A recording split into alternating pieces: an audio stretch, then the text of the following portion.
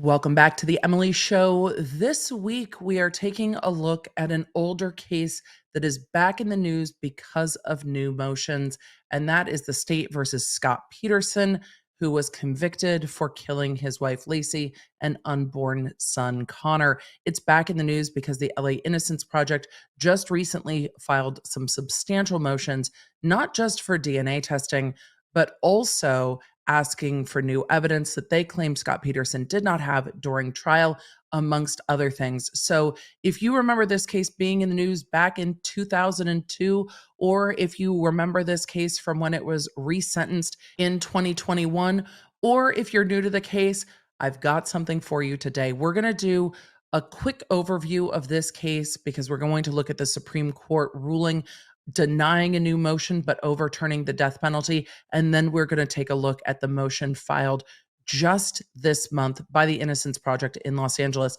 So, with all of that, we're diving into a bit of a historical case. A lot of you have asked about this one, and I hope this fills in those questions. That's what we're here for. So, let's get into it. Welcome to the Emily Show. I'm Emily D. Baker, the internet's go-to legal analyst and big fan of the cursey words.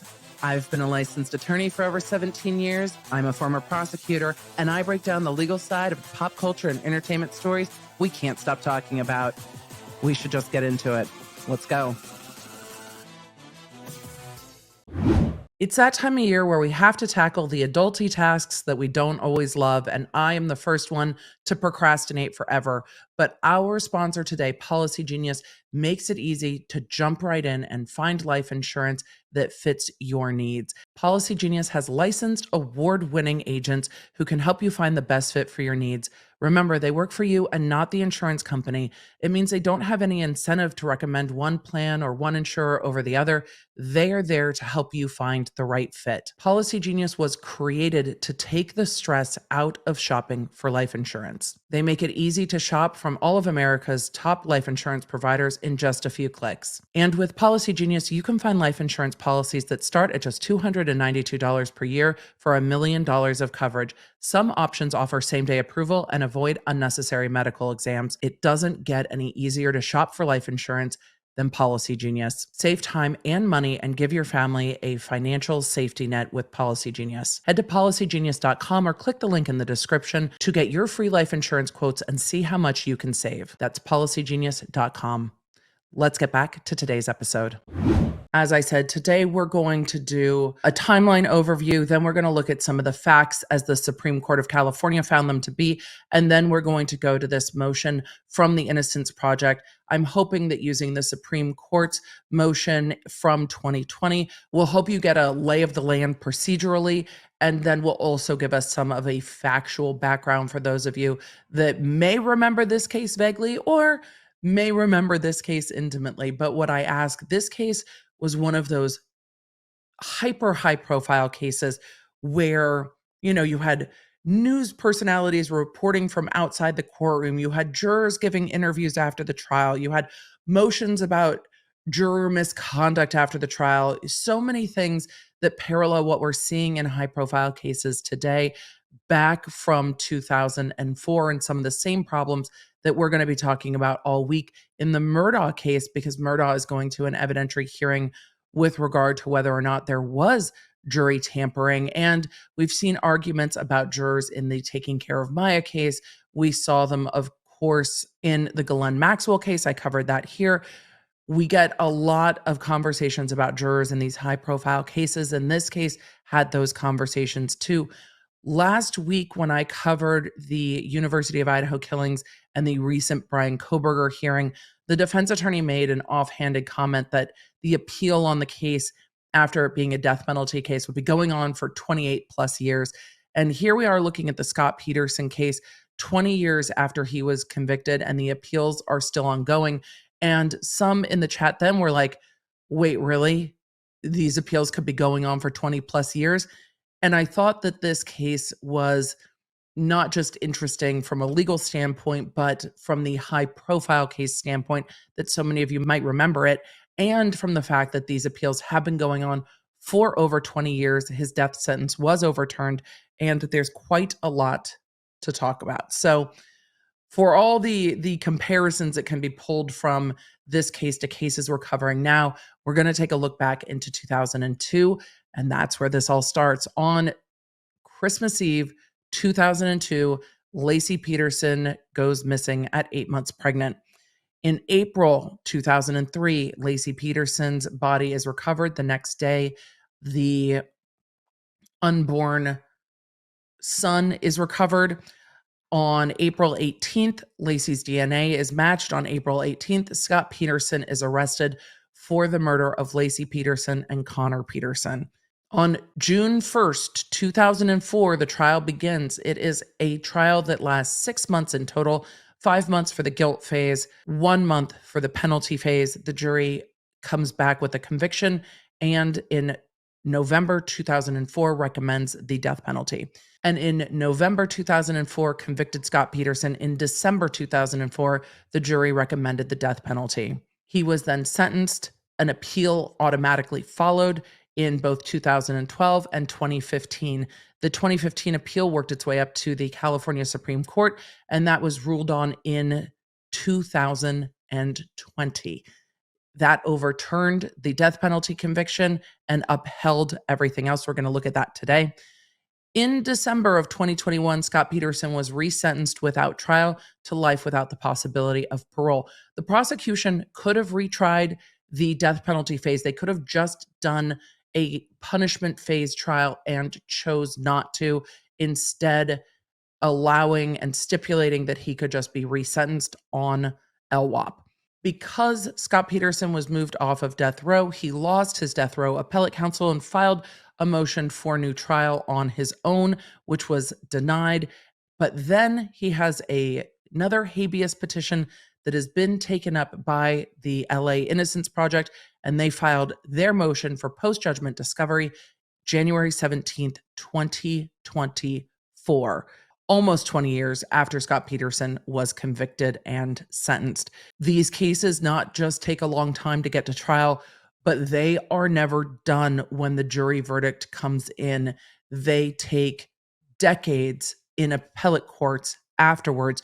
And this is a case that many had questions about. I ask, if I haven't already, to keep an open mind about this case and what you might know about it, because we're going to be diving into the process and whether or not the process was done properly here, whatever your feelings about Scott Peterson's guilt or innocence may be. And with that, let's take a look at the California Supreme Court ruling in Scott Peterson's 2015 appeal.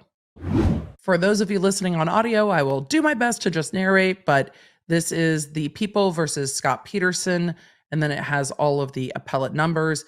And the Supreme Court does a fantastic job of giving us a procedural and factual background of this case, which we are going to go through because they did it so well. And for those of you not familiar with the case, this will give a broad overview of what was presented at trial, what the jury found to be factually true, and we will go from there. A jury convicted defendant Scott Lee Peterson of 1 count of first-degree murder for the killing of his wife, Laci Peterson, and 1 count of second-degree murder for the killing of their unborn son. It was found true the special circumstance that Peterson had committed multiple murders. And just a note from me, that special circumstance is what made him eligible for the death penalty, the fact that the special circumstance of multiple murders was met. At the penalty phase, the jury returned a verdict of death. This appeal is automatic. Yes. It goes on to say Peterson contends his trial was flawed for multiple reasons, beginning with the unusual amount of pretrial publicity that surrounded the case. We reject Peterson's claim that he received an unfair trial as to guilt and thus affirm his convictions for murder. This is where Peterson argued about the jurors, about evidence the prosecution didn't turn over, argued that his trial was unfair. The Supreme Court denies that argument and affirms the conviction, which means they uphold the conviction as to guilt. They go on to say, but before the trial began, the trial court made a series of clear and significant errors in jury selection that, under long-standing United States Supreme Court precedent, undermined Peterson's right to an impartial jury at the penalty phase. And the penalty phase is where the jury decides whether it will be life without parole or death. It goes on to say, while a court may dismiss a prospective juror as unqualified to sit on a capital case if the juror's views on capital punishment would substantially impair his or her ability to follow the law, a juror may not be dismissed merely because he or she has expressed opposition to the death penalty as a general matter. And this is really the heart of the Supreme Court's decision, that jurors are allowed to say and can be fundamentally opposed to the death penalty, saying, I don't agree with the death penalty, but I will follow the law in this case. That's where the Supreme Court finds that the judge pulled out of the jury pool anyone on the questionnaire that didn't agree with the death penalty. I think that the judge's thought process there was probably, well, if you fundamentally disagree with the death penalty, how can you be fair and follow the law? Because how would you ever send somebody to death? But the Supreme Court walks through the law of the land, and those questions needed to be asked. You can't just remove jurors based on their answers on these questionnaires. It goes on to say here, the trial court erroneously dismissed many prospective jurors because of written questionnaire responses expressing opposition to the death penalty, even though the jurors gave no indication that their views would prevent them from following the law. And indeed, specifically attest in their questionnaire responses that they would have no such difficulty. Under United States Supreme Court precedent, these errors require us to reverse the death sentence in this case. On remand, the people may retry the penalty phase if they so choose.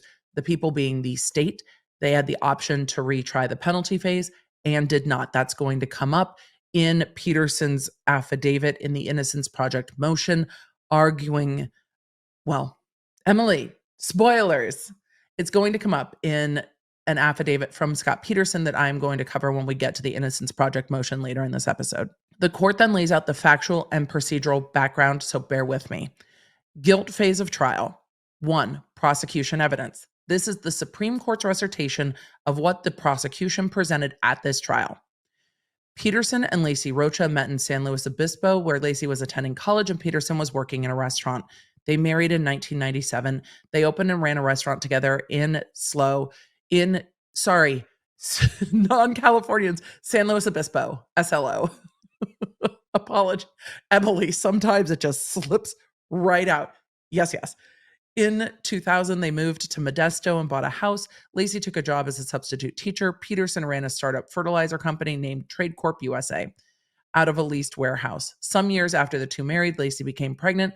The baby, whom the couple had named Connor, was due February 2023. Footnote 1. And then the court clarifies that they will be referring to Laci Peterson and Connor by their first names and sometimes refer to members of Laci's family, her mother Sharon, her sister Amy, and her brother Brent by their first name. It says no disrespect is intended to any of these individuals. The court acknowledges that for clarity, referring to people by their first name and not their full names is going to make it less confusing than referring to Laci as Peterson, referring to Scott as Peterson, and referring to all three of the Rocha family members as Rocha. On December 23rd, 2002, Laci went grocery shopping around midday. She also had a prenatal medical checkup. In the late afternoon, both Laci and Peterson went to a salon where Laci's sister, Amy, worked. Amy mentioned that she had ordered a gift basket for a family member that needed to be picked up the next day by 3 p.m., the next day being Christmas Eve. Peterson volunteered to get it for her as he was going to be golfing nearby. Peterson also invited Amy to dinner, but she declined because she had prior plans. That night, Laci and her mother, Sharon, spoke on the phone and confirmed that Laci and Scott would join Sharon and Sharon's longtime partner, Ron, for dinner the following night, Christmas Eve. At 10:18 the following morning, a neighbor, Karen, saw the Petersons' dog, Mackenzie, wandering unaccompanied on the street, wearing his leash. Peterson's truck was gone. Laci's car was still in their driveway. There were no signs of activity at the house, so the neighbor put the dog in the Petersons' backyard and closed the gate. That afternoon, Grantsky, who is the mother Sharon's partner, tried to reach Laci without success. Around 3:45 p.m., Amy received a call that her gift basket had not yet been picked up, the gift basket that Scott said he would pick up by 3 p.m. because Christmas Eve, and things were probably closing. She was unable to reach Scott. Neighbors reported Scott's truck still absent at 4:05 p.m., but back by 5:30. At around 5:15 p.m., Peterson called Sharon and asked if Laci was there. He described Laci as quote-unquote missing. Sharon suggested he check with friends and neighbors. Peterson called Sharon back shortly afterwards and reported the people he had spoken to had not seen Laci either. Sharon told her partner Ron to call the police. Officers soon met Peterson, Sharon, and Gransky at a nearby park. Neighbors and other relatives gathered at the park as well.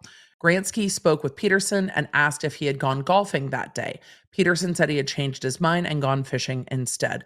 Told what time Peterson had gone, Gransky suggested it was an unusually late time to be fishing. Peterson walked off without responding. Peterson told a cousin of Sharon's and two neighbors that he had been golfing all day. They're pointing that out because there are conflicting statements about where he was during the time that Laci went missing. He volunteered to Sandy Richard, a friend of Sharon's, that he would not be surprised if the police found blood in his truck because he cut his hands all the time. Police inspected the Peterson home. There were no signs of forced entry. Nothing appeared missing, and Laci's purse was still there. Peterson told officers he and Laci had watched television that morning, and Laci had planned to walk the dog and go grocery shopping. Peterson decided to go fishing in the San Francisco Bay, not particularly close to Modesto, on Christmas Eve. He went to his company warehouse where he stored a boat, drove to the Berkeley Marina, fished for 2 hours, and quit because the day was cold and rainy. He tried calling Laci on the home phone and her cell phone, but did not reach her. Peterson got home around 4:30, washed his clothes, ate some pizza, and then called Sharon to track down Laci. Officer Matthew Spurlock asked what time Peterson was fishing. He also asked what Peterson was fishing for and what lure he used. According to Spurlock and Officer Derek Letzinger, Peterson gave slow and initially non-committal answers. He, quote, really didn't give a responsive time, and when he was asked what he was fishing for, paused, gave a blank look, and mumbled some stuff without really answering. Peterson likewise responded with a blank look when asked about his lure, but after some delay came up with a size and color description. Detective Alan Broschini was called to the Peterson home. He found wet towels on top of the washing machine. Peterson explained that he had taken them out so that he could wash the clothes he had worn that day. Okay. Inside the washing machine were Peterson's jeans, shirt, and green pullover jacket. In the bedroom, officers observed a laundry hamper nearly full of clothes. That observation is noted because I think many would be like, well, would you really take wet towels out to put in a load of clothes and not do a full load of laundry if you have a hamper full of laundry? Things that raise questions. With consent, Detective Broschini examined Peterson's truck and saw large patio umbrellas and a tarp in the back in the truck bed. Inside the truck cab, he found a fishing rod and a bag containing a package of unused fishing lures and a receipt indicating the items had all been purchased on December 20th. So the fishing rod and the unused lures all purchased December 20th. Peterson handed him a Berkeley Marina parking receipt that indicated Peterson had entered at 12:54 p.m. On the back seat was a camouflage jacket Peterson said he had worn fishing that day. Broschini and Peterson then went to Peterson's warehouse. There, Broschini observed what he described as a quote-unquote homemade anchor made of concrete in Peterson's boat, but no long rope to attach it to the boat. Peterson agreed to a further interview at the Modesto police station. Peterson repeated that Laci had planned to walk the dog and go grocery shopping. For his part, Peterson decided to go fishing because it was too cold to golf. He went to his warehouse, then to the Berkeley Marina around 1 p.m. and fished for 90 minutes near that area that was later identified as Brooks Island. Footnote 2. Time for the footnote voice. Peterson said he left the house with no jacket on, put on a green pullover jacket, and then put the camouflage jacket over that when it started raining. The camouflage jacket, when Detective Broschini saw it in Peterson's truck a few hours later, was dry. It goes on to say Peterson did not pack a lunch or stop to eat on the way to or from the marina. On the way back, Peterson called Laci on their home phone and left 2 messages on her cell phone. Footnote 3. When messages on Laci's cell phone were played, only one voice message from Peterson was found. It goes on to say he dropped his boat off at the warehouse and went home. Peterson told officers that there were no problems in his marriage, which, if you remember this case, makes it all the more staggering when his affair comes up. Peterson had a follow-up interview with Detective Craig Grogan, an investigator from the state's Department of Justice, on Christmas Day, December 25th. Peterson explained that he had never fished on the San Francisco Bay before, but wanted to test out his boat. He troll fished, footnote 4, for an hour on the way out to Brooks Island from the marina dock. Footnote 4. Troll fishing involves dragging a baited line through the water. I'm going to read all of these footnotes. Emily, how many footnotes are you going to read? All of them. I'm going to read all of them. They're too good. Peterson suggested Laci might have been robbed for her jewelry by a transient and then kidnapped. He denied being involved in an affair with anyone because the police are going to ask. Later that day, Peterson called Detective Broccini to check on the investigation. He asked if the police would be using cadaver dogs to search for Laci. You don't use cadaver dogs when somebody's alive. Hold on, footnote 5. Cadaver dogs are trained to scent an alert to decomposing human remains. There are other dogs that search for people who are alive. They're different dogs. Emily, just keep reading. Broccini explained that they would not because no one assumed Laci was dead. If you're sitting there thinking to yourself, why is he giving so many police interviews? It's a good question to ask. Did he have to give all these interviews? No. Is he going to be a suspect either way because he's the spouse? Yes. Yes, they are going to look into him thoroughly. Are the things he said to police helpful to him? No. It goes on to say in the days after Christmas, the Modesto Police Department executed search warrants on the Peterson home and Peterson's warehouse. Police confirmed that there had been no forced entry at the house. None of Laci's jewelry was missing, other than one pair of diamond earrings. Traces of Peterson's blood were found on a comforter in the master bedroom. In sheds in the backyard, police found the cover to Peterson's boat, smelling heavily of gasoline, footnote 6. At trial, evidence was introduced that gasoline makes it extremely difficult for trailing dogs to identify human scent, as well as a blue tarp. The boat cover had chunks of concrete in it. In Peterson's truck, police found additional spots of Peterson's blood. Peterson explained that he had cut his hand on the truck door. Police found small chunks of cement and a claw hammer with cement powder on it in the truck's bed. At the warehouse, police inspected the boat and found a pair of pliers under the middle seat. The pliers had hair clamped in their teeth. Subsequent mitochondrial DNA testing of a hair fragment determined that the hair matched a reference sample from Sharon, which meant that its donor had the same maternal lineage as Sharon. The hair did not match Peterson's. So they did familial DNA and matched it to Laci's maternal line. During the search of Peterson's home, articles that Laci's would have touched were collected to give to the trailing dogs to enable them to search for Laci's scent. These included a slipper and a pair of sunglasses. On December 28th, 4 days after Laci disappeared, Trimble, a trailing dog, was presented Laci's sunglasses at the Berkeley Marina. Trimble alerted to Laci's scent along a path that led out onto a dock and ended at the water. On December 30th, a woman named Amber Fry contacted the police after a friend advised her that Peterson, who she thought was unmarried with no children and with whom she'd been having a relationship since November, was connected to the disappearance of his pregnant wife. Fry and Peterson had had their first date on November 20th and had immediately become sexually intimate. Their relationship had progressed to the point where Peterson had stayed over at Fry's home, picked up Fry's young daughter from daycare, gone to various parties with Fry alone and with her daughter, picked out a Christmas tree with Fry, and discussed their views on having children. Peterson initially told Fry that he had never been married and had no children, but on December 6th, a friend of Fry's discovered otherwise and gave him an ultimatum to tell Fry by December 9th or else she would. On December 9th, Peterson explained to Fry that he had in fact been married but had quote-unquote lost his wife and the upcoming holidays would be his first without her.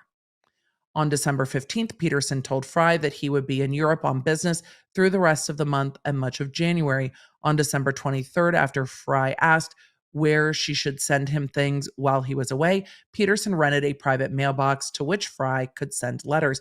He called Fry that day, claiming to be in Maine, duck hunting with his father, and again on Christmas Day, supposedly still from Maine.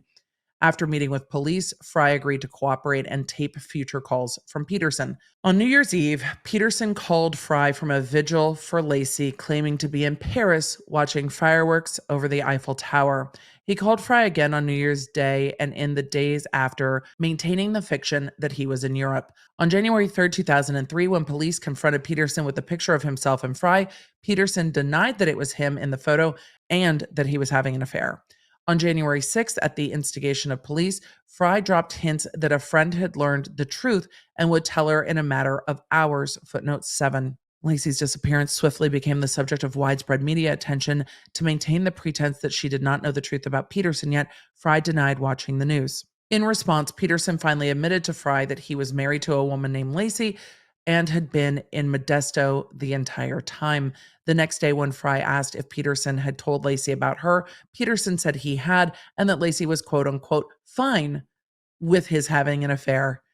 Later in the month, once news media had made the affair public, Peterson, in an interview aired nationwide, repeated that Laci was fine with his having an affair and said he had disclosed the affair to the police immediately. On February 19th, at the direction of the police investigators, Fry told Peterson they should stop talking.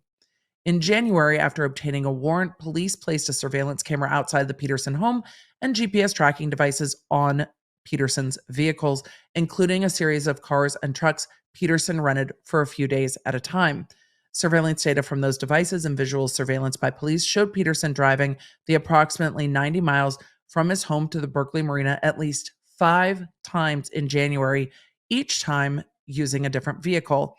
On January 5th, he drove there in a gray Subaru, spent 5 or 10 minutes, and left. On January 6th, he returned to the marina in a red Honda and only spent a few minutes. On January 9th, Peterson drove there in a white pickup truck. On January 11th, after determining that their cover had been blown, the Modesto Police Department shut down surveillance at the Peterson home. Nevertheless, from tracking data supplied by the automobile's manufacturers, police were able to determine that Peterson drove to the marina on January 26th in Laci's Land Rover and on January 27th in a rented Dodge Dakota. During the same period, Peterson began to make various changes to his work and living situations. On January 13th, Peterson gave 30 days' notice that he was terminating his warehouse lease, which was not up until October. The same month, he started discussions to sell the Peterson home. On January 29th, Peterson sold Laci's car, trading it for a Dodge Dakota pickup truck. On January 30th, he stopped home mail delivery and directed that all mail be delivered to the post office box he had set up on December 23rd. Remember, Laci's body has not been found yet. While all of this is going on, she is still considered a missing person. She is not found till April. We are running up to and just after the new year. The nursery for Connor was converted into storage space. On February 18th, satellite television service to the Peterson home was canceled. The satellite company's records indicated the customer had explained he was moving overseas. If this is giving you Donna Adelson vibes, I can understand why. A $500,000 reward was posted by a private foundation for information leading to Laci's return. For months, no useful leads turned up. Even when potentially promising sightings were reported, Peterson appeared to show little interest. For example, the prosecution presented evidence collected from an authorized wiretap of Peterson's phone that showed he took days to follow up with police about a possible sighting in Washington, though he told others, including his mother, that he had followed up with police immediately. Peterson similarly told a business associate he was waiting near the airport in case he needed to fly up to Washington, though at the time Peterson was not near any airport. In mid-April, a significant storm hit the San Francisco Bay Area.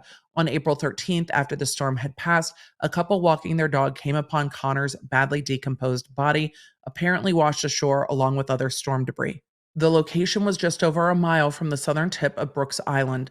The next morning, Laci's body was discovered on the shoreline at Point Isabel, south of Connor's body and just over a mile from Brooks Island.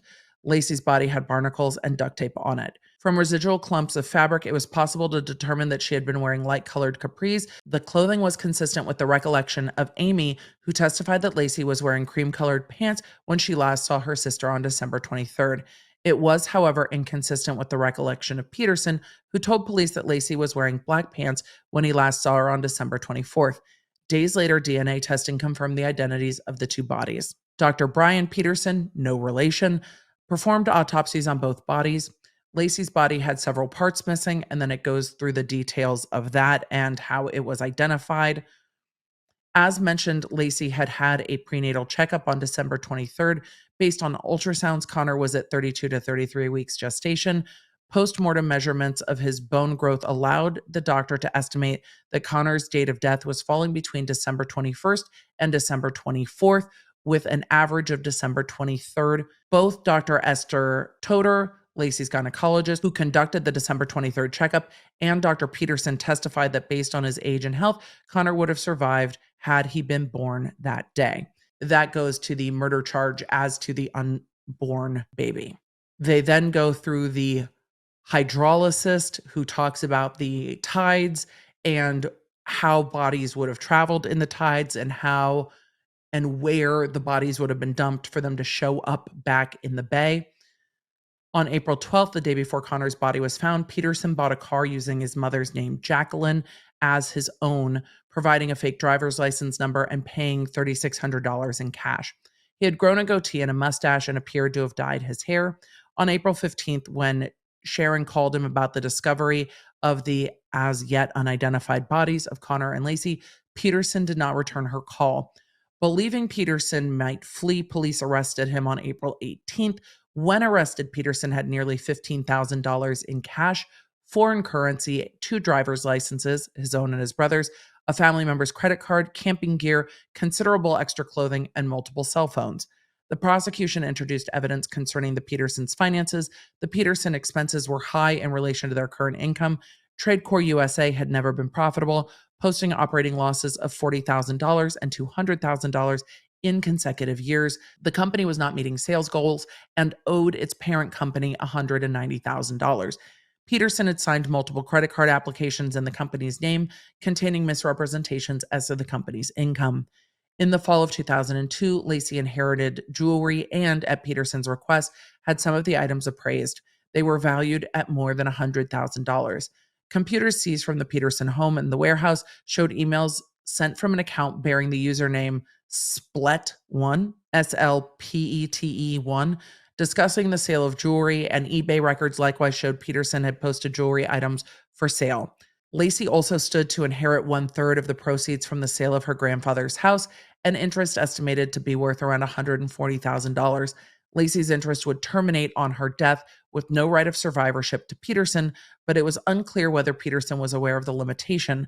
Brent, the trustee of the grandparents' estate, had not told Peterson about that provision. The prosecution also submitted additional background concerning Peterson's fishing. Computers seized from the Peterson home and the warehouse showed that someone had conducted searches of classified advertisements for boats on December 7th, the day after Peterson learned he would no longer be able to conceal his marriage from Fry. That same day, Peterson called Bruce Peterson, no relation, about a boat for sale. Peterson inspected the boat the next day and bought it on December 9th without the anchors that came with the boat.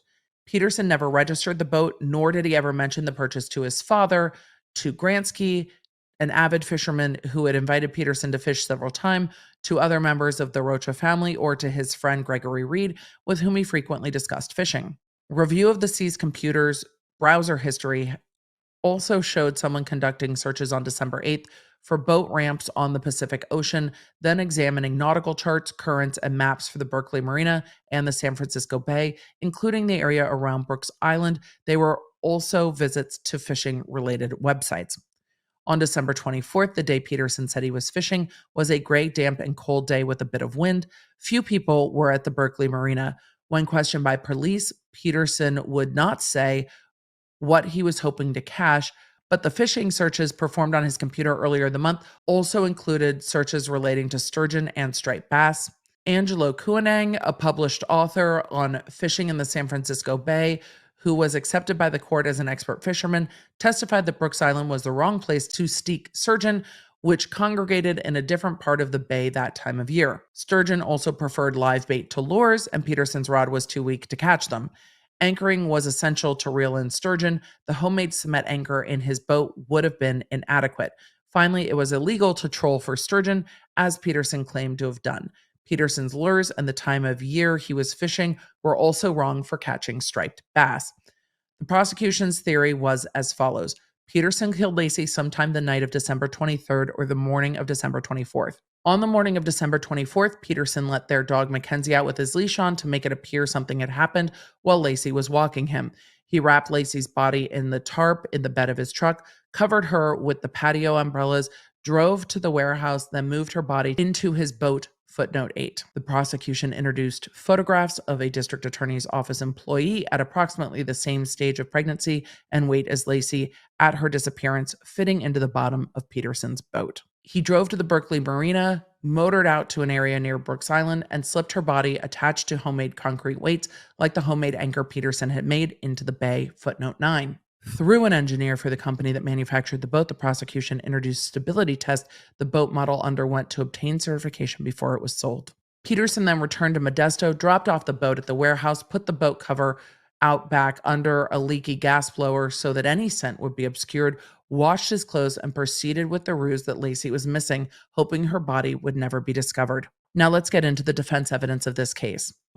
Thank you to today's sponsor, Lomi. Look, Taylor Swift told us that the trash takes itself out, but so far at my house, we're still walking that out to the curb, and Lomi makes it even easier because all of our food waste goes into the Lomi to turn into dirt for our garden. In fact, it's easy enough that my parents didn't yell at me when we got them one for the holidays, and they are loving it. Well, maybe my dad the most, because it is turning their food waste into dirt for my dad's garden to really feed the butterflies in their yard. Lomi can cut your trash in half by reducing your food waste, and it reduces some of the guilt when you need to clean out your fridge and look at those vegetables that you swear you were going to eat because it's the new year and more veggies for you, but sometimes they just get forgotten in the back. I've been there too. But now they can just be repurposed in a way that you feel good about. So whether you just want to carry less waste out to the curb every week or you're ready to enhance your garden, Lomi is for you. Head to lomi.com/Lawnard to get $50 off your Lomi. That's $50 off when you head to lomi.com/Lawnard and use promo code Lawnard to get $50 off at checkout.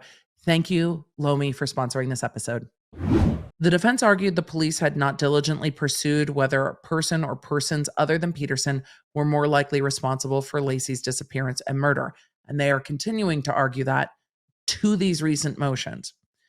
The defense presented evidence that a burglary had occurred on the Peterson street the week of her disappearance and argued that police failed to adequately follow up on whether that burglary had any connection to Laci's disappearance. It also presented evidence that a stranger had gone to several houses on December 23rd asking for money, and one neighbor thought casing houses for burglaries, and so might have had something to do with her disappearance.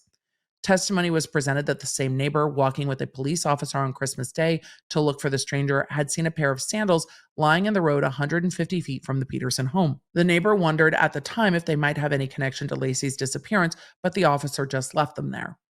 To support the possibility of a third party's involvement, the defense challenged the prosecution's theory that Connor died on December 23rd or 24th, presenting its own expert who testified based on ultrasounds and other evidence that Connor lived until after Christmas. The defense also sought to challenge other aspects of the prosecution's case to rebut the dog trailing evidence the defense called Ronald Schitz, Seitz, Seats, Emily, brain in the gutter, a second dog handler who had his dog try to find Laci's scent at the Berkeley Marina on December 28th. The dog TJ was given Laci's slipper as a scent object, but discovered no scent trail. To rebut the inference that Peterson had a financial incentive to kill Laci, the defense presented a financial expert who testified that Trade Corp USA and the Petersons were both reasonably financially healthy. To portray the prosecution's theory as physically impossible, the defense also sought to introduce a video of a demonstration with a weighted 150-pound dummy in a boat on the bay in which a defense firm employee trying to dump the dummy out sank the boat. As will be discussed below, the trial court excluded the video. The defense offered explanations for the circumstances of Peterson's behavior in April. His use of his mother's name to purchase a car was at her suggestion to avoid having it impounded. He had large amounts of cash because she gave it to him to reimburse him for money erroneously withdrawn from his bank account rather than hers.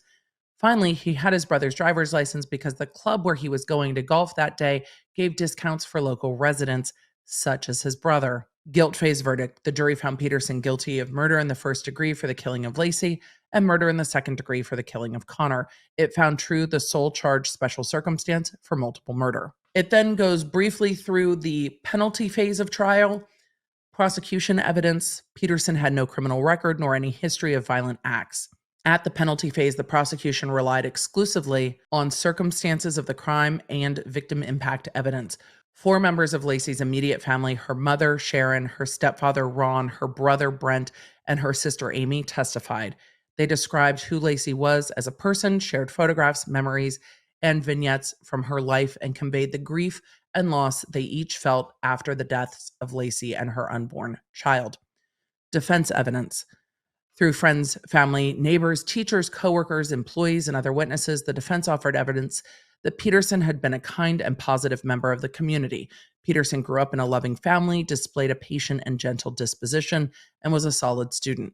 As part of his high school community service requirement, Peterson worked at a home for the elderly and tutored homeless children. He started his own business and worked a variety of other jobs while in college. According to the defense, Peterson was always calm with Laci. Indeed, witnesses testified Peterson was calm at all times, at work, on the golf course, and in his dealings with all of those around him.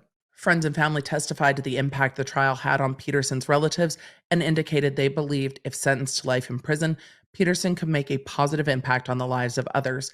In closing argument, defense counsel described Peterson's life as one worth saving and argued that lingering doubt about Peterson's guilt should also weigh in favor of a life verdict. If there was lingering doubt, however, they should not have convicted him. If this jury, and it is the same jury that considers the guilt phase and the punishment phase, if the jury had doubt, they should not have convicted him in the first place.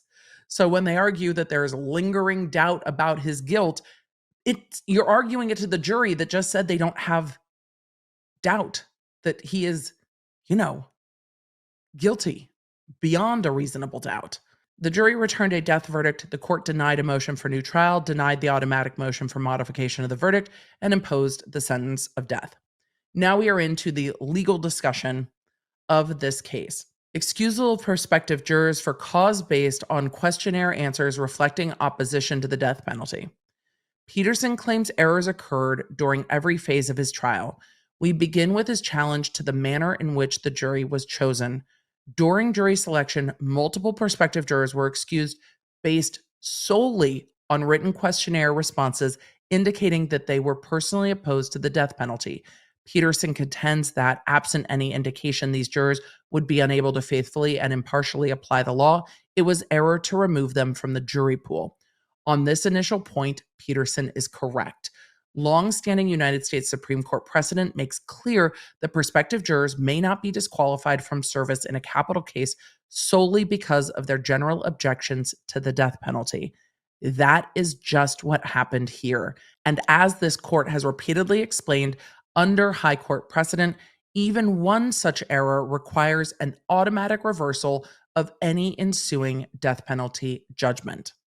Here, there was not just one error, there were many.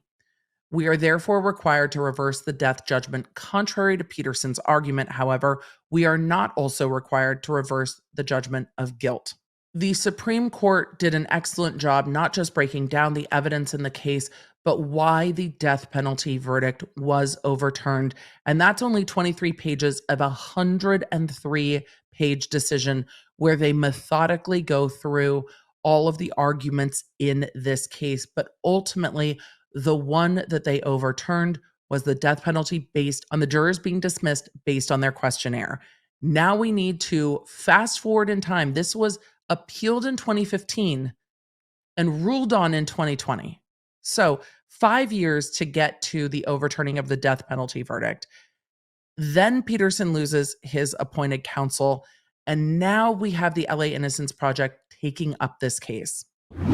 And not only is the LA Innocence Project taking up this case as counsel pro bono for Scott Peterson, but they are also strongly telling the prosecutor's office that the prosecutors who should be on this case for this phase should not be the original prosecutors from the trial.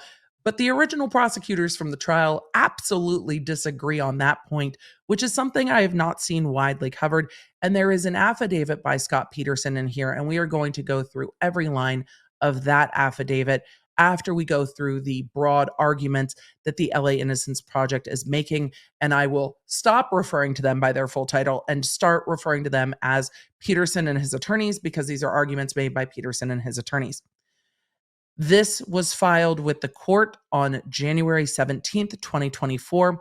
Notice of motion for post-conviction discovery, and memorandum of points and authorities. Peterson has a writ for habeas corpus that is pending before the California Courts of Appeal, filed on April 19th, 2023. asserting violations of state and federal constitutional rights and state statutory rights, including Brady claims and a claim of actual innocence that is supported by newly discovered evidence. So he is not just arguing that there were procedural errors in his trial like the Brady claims, the claims that prosecutors did not turn over all evidence that was exculpatory towards him, but a claim of actual innocence, which is different, saying it's not just that there's technicalities on this trial and I should go to trial again. It is, I am actually innocent. You have the wrong person. This has to be undone. And that is supported by newly discovered evidence. It goes on to say Mr. Peterson incorporates by reference each of these facts alleged in the petition and requests that this court take judicial notice of all pleadings and filings in People versus Peterson, San Mateo County Superior Court, and it gives all the case information. Mr. Peterson is currently in the custody of the California Department of Corrections and Rehabilitation, serving a sentence of life without the possibility of parole. This motion is made pursuant to California Penal Code Section 1054.9 and is based upon the facts set forth. And then it goes through all of the how we got here motion stuff. Let's get into the statement of facts. Background. Mr. Peterson respectfully requests that the court refer to the statement of facts set forth in his motion for DNA testing pursuant to Penal Code Section 1405, filed concurrently herewith. Procedural history. We know the background. We just went through the state Supreme Court's background. This is the procedural history. What has happened in the law to get us here? Peterson was charged in Stanislaus Superior Court with the murders of his wife Laci and their unborn child Connor in violation of Penal Code Section 187, which is the murder section in California. The information added a multiple murder special circumstance in violation of Section 190.2, Subdivision A3. There are lots of special circs in California. Multiple murders is just one of them. Mr. Peterson has maintained his innocence since his arrest in 2003. Mr. Peterson pleaded not guilty and was tried by jury. On November 12, 2004, a jury found Peterson guilty of the murders. He was sentenced to death on March 16th. On August 24th, 2020, the California Supreme Court affirmed the conviction but vacated the death sentence. Initially, the district attorney's office indicated they would retry the penalty phase and seek a second death sentence for Mr. Peterson. But after Mr. Peterson made an informal request for additional discovery, the prosecution announced it would not go forward with a second penalty phase trial and instead stipulate to a lesser sentence. On December 8, 2021, Peterson was resentenced to a term of life without the possibility of parole. In 2015, Peterson filed a petition for writ of habeas corpus with the California Supreme Court, raising multiple claims of error. On October 14, 2020, the Supreme Court issued an order to show cause as to alleged claims of juror misconduct. This court held an evidentiary hearing concerning juror misconduct and denied Peterson's petition on December 20th, 2022. When I say that there are parallels between other cases that we are covering, I think we are going to continue to see these types of hearings in high-profile cases, which is going to thus make it harder to find juries in high-profile cases. But I digress. Let's continue. On April 19th, 2023, Peterson filed a pro se, representing himself, petition for a writ of habeas corpus in the First Appellate District of the Court of Appeal, raising the claim of juror misconduct as well as a claim of innocence supported by new evidence. The Court of Appeal ordered the Attorney General to file an informal response, which was filed on July 28th, 2023. On December 1st, 2023, the Court of Appeal suspended informal briefing in the habeas proceeding at his request to allow counsel to conduct further investigation into his claim of innocence, including the filing of this motion and the motion for DNA testing filed concurrently. They then go through the history of Scott Peterson seeking additional discovery after the close of the trial and after his conviction. They argue that Peterson is entitled to the discovery requested herein, and they go through the legal standards from the code section 1054.9, quoting, "In a case involving a conviction of a serious felony or a violent felony resulting in a sentence of 15 years or more, upon the prosecution of post-conviction writ of habeas corpus or a motion to vacate a judgment or in preparation to file that writ or motion, and on a showing that good faith efforts to obtain discovery materials from trial counsel were made and were unsuccessful, the court shall, except as provided in subdivisions B or D, order that the defendant be provided reasonable access to any of the materials described in subdivision C." And then it goes on to describe anything the defendant should have been given at trial, he can still ask for. Then they line out the different categories of discovery Scott Peterson is seeking. And those categories are all of the burglary investigation reports, the burglary that happened across the street around the same time that Laci Peterson went missing. Lieutenant Xavier Aponte reports and recordings regarding that burglary, Laci's missing watch and pawn shop investigation, an incendiary van fire in the airport district on the morning of December 25th, which you're going to hear a lot more about. Eyewitnesses who report seeing Laci on or after December 24th. Eyewitnesses who report seeing the dog alone and unattended. The missing Bates pages. All the pages in a homicide prosecution and other types of prosecutions, but particularly in a homicide, have Bates stamps. They are not date stamps, BATES, Bates stamps, which make sure that every page a prosecutor has, the defense also has. So they stamp them in order. And there are pages that the defense is saying we absolutely do not have. The reports, videos, and data related to the Bay searches, computer forensic evidence related to the time Peterson arrived at his office, scent dog reports, including water cadaver dogs employed in the Bay Area searches, the policies governing disclosure of conflicts of interest. There are allegations here made in a footnote that the district attorney that was assigned the case was involved in a relationship with one of the law enforcement officers on the case, and that relationship should have been disclosed because it is a conflict of interest. New reports and leads, audio and video recordings of the interviews with Scott Peterson, something called a Tracy tip, current evidence, property chain of custody logs for all evidence items. So those are the broad categories, and they go on for dozens of pages, lining out every item of discovery that they are seeking. And while we have heard a lot, if you followed this case, about the burglary from across the street and the fact that the people who were caught in that burglary were investigated and asked if they had anything to do with this, and they were like, no, not at all. The defense has long argued that the police did not investigate that burglary across the street well enough to determine if Laci might have interrupted that burglary and that she might have been collateral to that burglary. But there is another item of this, and this is what they are seeking DNA testing, and that is the van fire from December 25th, 2002.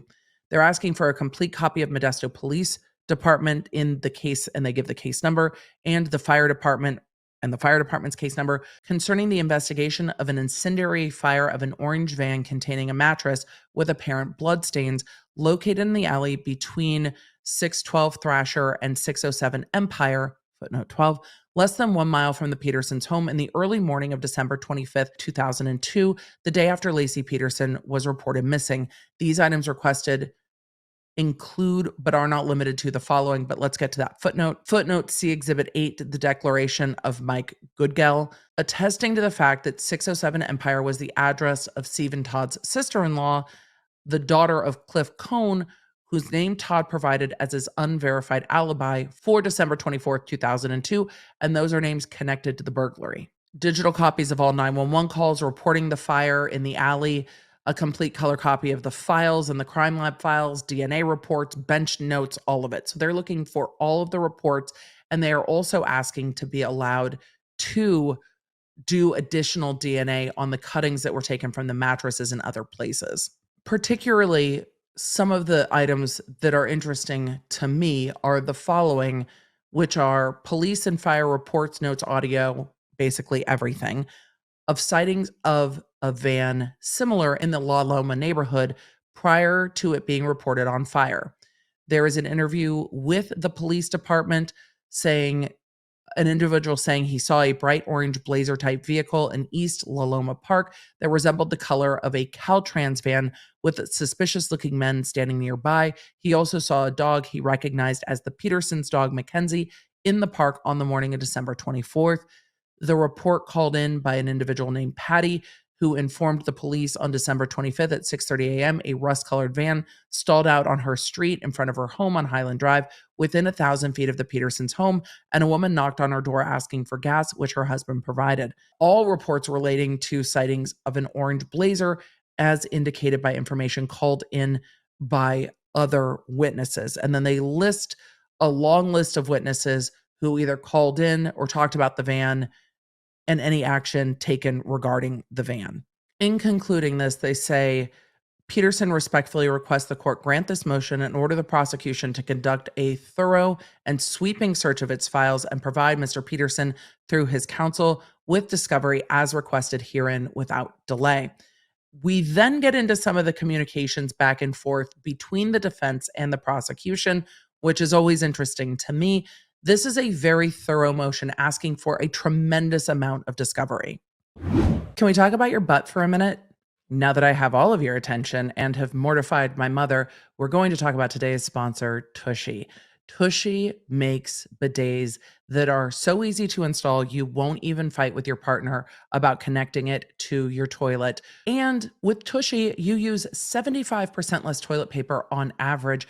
And for those of us that are on septic, this is a huge bonus. But if you're worried about it, let me assuage some of your concerns. The Tushy bidet stays clean and hygienic with its patented self-cleaning smart spray. The nozzle self-cleans before and after each use automatically. The buildup resistant design helps you minimize grime buildup and even has antimicrobial knobs. The bidet stays clean just like your booty. Tushy comes with a 30-day hassle-free return and a 12-month warranty, so you can try it out and make sure it's right for you. So join over 3 million real pooping humans who have made the switch. Get that fresh out of the shower feeling at hellotushy.com. For a limited time, our listeners get 10% off at checkout when you use code LAWNERD. That's 10% off your order at HELLOTUSHY.com with promo code LAWNERD. It's time to back that ass up with confidence. Let's get back into today's show. But we also find out how the Innocence Project got involved from a declaration of Paula Mitchell, who is the director of the Los Angeles Innocence Project, stating that it is a nonprofit law firm associated with the California Forensic Science Institute at Cal State LA's School of Criminal Justice and Criminalistics. That LAIP represents individuals with claims of actual innocence and is a member of the Innocence Network, a coalition of organizations dedicated to providing pro bono legal and investigative services to individuals seeking to prove claims of innocence for crimes for which they have been convicted, working to redress the causes of wrongful convictions and supporting the exonerated after they are free. In March 2023, I was contacted by Scott Peterson's prior counsel at Habeas Corpus Resource Center and asked if LAIP would be in a position to investigate potentially exculpatory DNA evidence in Peterson's case. Over the following months, I instructed, assisted, and supervised LAIP staff attorneys in assembling the voluminous discovery over 40,000 pages and the trial and appellate record in Peterson's case in an effort to recreate the police investigation file and related crime lab reports and trial counsel files. The LAIP staff attorneys and I contacted Mr. Peterson's prior counsel and obtained from them Peterson's case materials that were in their custody, possession, and control. On April 19th, 2023, Peterson filed a pro se petition for a writ of habeas corpus in the California Court of Appeal, asserting violations of the state and federal constitutional rights and state statutory rights, including Brady claims and claims of actual innocence. In the course of the LAIP's review of some of the preliminary investigation, it became apparent to me that numerous items referred to throughout the police reports in Mr. Peterson's case were not included in the discovery that was provided to the defense at the time of trial, and that a motion for post-conviction discovery pursuant to Penal Code 1054.9 would be needed.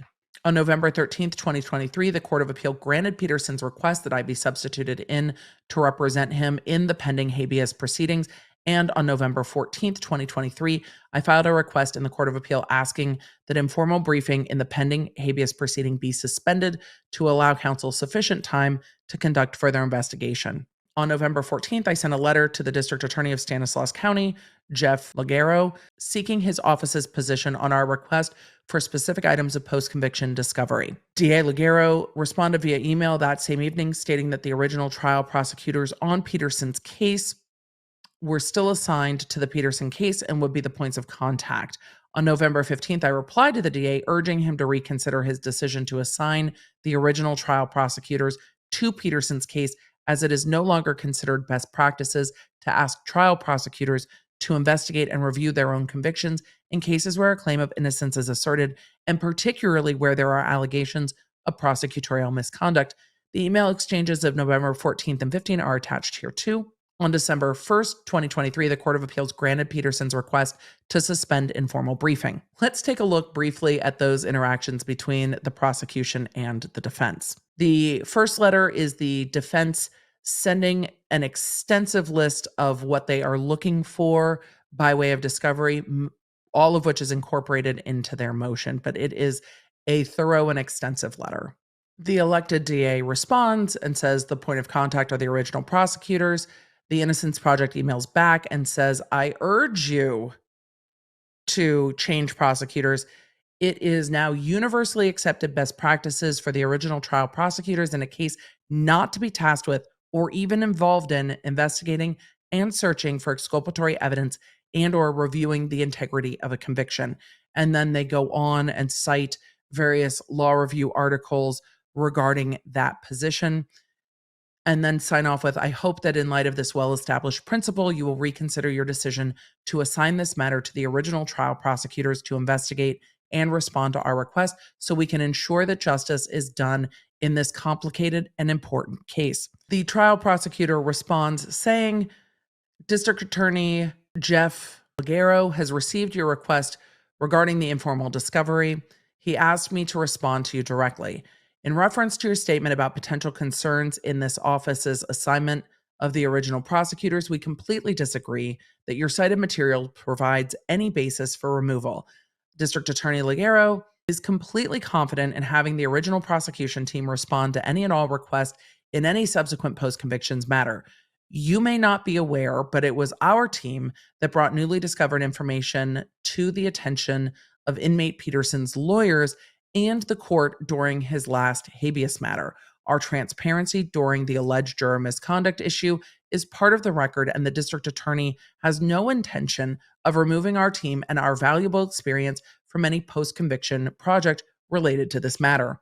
Your 64-page request lists a few items which were purportedly not included in the initial discovery to defendant Peterson's original trial counsel and several other items. However, you have peppered this request with accusations for which, as you state in the request, you have chosen to withhold the basis. This lack of full and complete disclosure calls into question the suggested intent of a transparent reciprocal discovery process, especially given your implied claim of innocence. The fact that you have chosen to withhold items you claim to possess that support some of your assertions is troubling. However, it is our office's intention to respond to your request in due course, given the grant by the First District Court of Appeal for a 6-month extension for your reply brief to the Attorney General's informal response.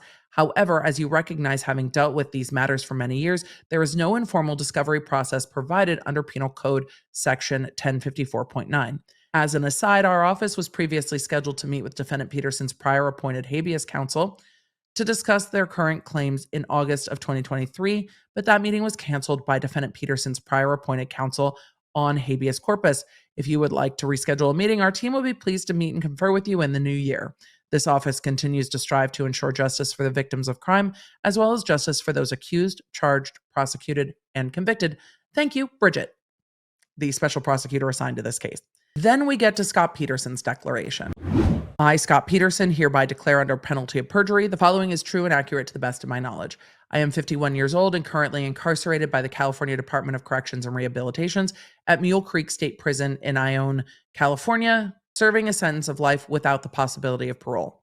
In 2004, I was wrongly convicted of murdering my wife, Laci Peterson, and our unborn son, Connor. The identity of the perpetrator or perpetrators of this crime for which I was wrongly convicted has always been a contested issue in this case. I have steadfastly maintained my innocence from the moment my wife went missing on December 24th, 2002, throughout my trial, appeal, and post-conviction proceedings, and to this day. He says, I had absolutely nothing to do with the disappearance and deaths of my wife and son. I am not a violent person. I have never had a physical fight nor violent incident with anyone in my life. I am a law-abiding citizen with no criminal record prior to my arrest in this case. I have never had any incident or rule violation report since my wrongful incarceration began in 2003. I did not harm or kill my family. At my request and on my behalf, investigations into who is responsible for the deaths of my wife and son have been ongoing over the last 21 years and continue to this day. In the course of these investigations, I have discovered that critical exculpatory evidence was ignored, overlooked, or never investigated at all, and in other instances was suppressed at the time of my trial. Newly discovered evidence that was not presented to the jury at my trial supports my claim of innocence. As part of my ongoing effort to prove my innocence, I submit this declaration setting forth the evidence that supports my claim of innocence in support of my motion for DNA testing on certain items of physical evidence pursuant to Penal Code Section 1405, and in support of my motion for post-conviction discovery pursuant to Penal Code 1054.9. And then it goes through the procedural background of the case through his words, which was lined out in the motion. Emily, you said you were going to go line by line. Yes, yes. But this is all put into the motion and we've already gone through it. So it would be redundant. Emily, you repeat yourself all the time. Yes, yes. Yes, yes. I know. He states, during the search to find Laci, the police continually ignored evidence showing my innocence, including eyewitness reports that Laci was alive and walking our dog the day she disappeared. In addition, 11 search warrants were served on me, beginning with the first one executed on December 26, 2002, on our home, vehicles, computers, financial records, phone records, boat, my office, and warehouse, from which hundreds of items of purported quote-unquote evidence were collected, but no physical or direct evidence implicating me in the killing of my family was ever found. Yep, this was a circumstantial case. Those happen. He goes on to say, I now know I was subject to constant and relentless 24-hour surveillance by law enforcement while Laci was missing, including thousands of wiretapped and recorded phone conversations. The Supreme Court listed a lot of that out, following the vehicles, tapping the vehicles. He goes on to say GPS tracking devices were surreptitiously mounted on my vehicles so police could have me under constant surveillance. I mean, they would have needed a warrant to do it. So they would have had a warrant to do it. A pole camera was mounted outside our home on January 3rd to monitor when I came and went, and police officers waited in unmarked vehicles parked around the corner from our home to follow my every move, even as I left to go distribute quote-unquote missing person flyers or why did he put that in quotes? That strikes me as odd. Or assist at the volunteer center with the search for Laci, or to go look into tips from people who were calling in to report possible sightings of Laci. Once again, none of the evidence obtained through the extensive surveillance of my movements implicated me in my family's disappearance or deaths. I don't know. People might read it differently that you went back to the marina so many times. I'm just saying. Like months before she was found there. He goes on to say he was interviewed by police for more than 12 hours in what felt like a custodial setting. Modesto, look, if you don't have to talk to the police, don't talk to the police. You have the right to shut the fuck up. Modesto Police Department Detective Brocchini reportedly told me he was merely trying to eliminate me as a suspect. I'm sure that's what he was trying to do. But I was clearly the only suspect the police were seriously looking into. I provided the information in this declaration to the police when they were investigating Laci's disappearance in December 2002 and January 2003. I provided detailed answers to all of the questions. I mean, they see it differently. The police asked me about my activities and whereabouts on the day Laci was abducted during those interviews.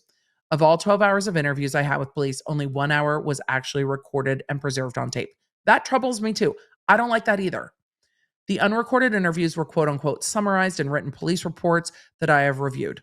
These reports contain omissions, misstatements, and outright falsehoods. I recall providing much more information to the police, including during my many phone calls I made conveying tips and leads, information that is not included in any written report. After Laci and Connor's remains were found on April 13th and 14th, I was arrested and charged with killing my family. I pled not guilty to the charges. My preliminary hearing took place in Stanislaus County, but the venue of my trial was changed to San Mateo County due to the overwhelming and unprecedented nature of the media frenzy surrounding Laci's disappearance. My trial took place over 6 months in 2004, during which the prosecution called over 150 witnesses in the guilt phase of my trial, but presented no physical, forensic, or direct evidence linking me to the deaths of my wife and son. I disagree a little bit. However, cases can be proven on circumstances. So like that truly isn't controlling. He goes on to say I was found guilty by a jury on November 12th, 2004 and sentenced to death on March 16th, 2005. I was sent to serve my sentence on death row in San Quentin, where I spent the next 15 years waiting for my direct appeal to be filed and decided by the California Supreme Court. On August 24th, 2020, the California Supreme Court overturned my death sentence because the trial improperly dismissed prospective jurors who expressed opinions as to the death penalty, but nevertheless attested in their questionnaire response that they would have no difficulty imposing a death sentence if that is what the law required. On May 16th, 2021, while preparing for a second penalty phase trial, I asked my attorney to request additional discovery from the prosecution that had not yet been turned over to my defense team and me, including police investigation reports from 2002 and 2003, any new leads or tips in the possession of the prosecution team, among other items. On May 28th, 2001, 12 days after the request for discovery was sent, I was informed that the prosecution decided not to pursue a retrial of the penalty phase and instead defaulted to sentencing me to life without the possibility of parole. He's connecting those two things. We won't know yet how connected those two things are. We're going to have to wait and see. The discovery I requested in 2021 has never been produced by the prosecution to my knowledge. I am again seeking that discovery in the motion I am filing with the court now, along with other items that have never been provided by the prosecution. When the Stanislaus County District Attorney's Office decided not to seek the death penalty against me a second time, I was resentenced to serve life without the possibility of parole at a hearing held on December 8th, 2021. On November 24th, 2015, before my appeal was decided, I filed a petition for writ of habeas in the Supreme Court of California, raising statutory, state, and federal constitutional claims of error, including a claim of juror misconduct and several claims that the prosecution presented false and unreliable expert testimony related to 1, scent dog evidence, 2, fetal biometry, 3, movements of bodies in water in violation of my state and federal rights and due process and of Penal Code Section 1473.